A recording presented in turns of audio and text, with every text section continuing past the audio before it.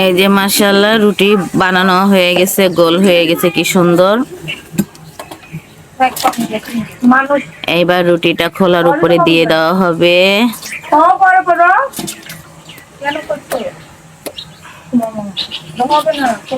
দেখেন, এইটা অবশ্য আমাদের রাজশাহীর ঐতিহ্যবাহী খাবার, কালারের রুটি মরিচ ভর্তা, বেগুন ভর্তা দিয়ে।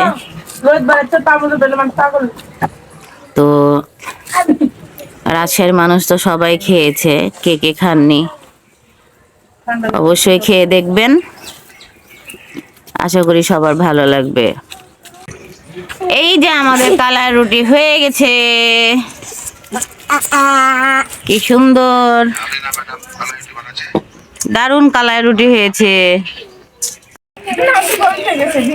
আমার ভাই কালাই রুটি খাচ্ছে, আর মন্দিরে টাকা লিছে। আমার ভাইয়ের খুবই পছন্দ কালাই রুটি, কালাই রুটির পাগল, ওই যে মরিচ দিয়ে খাচ্ছে।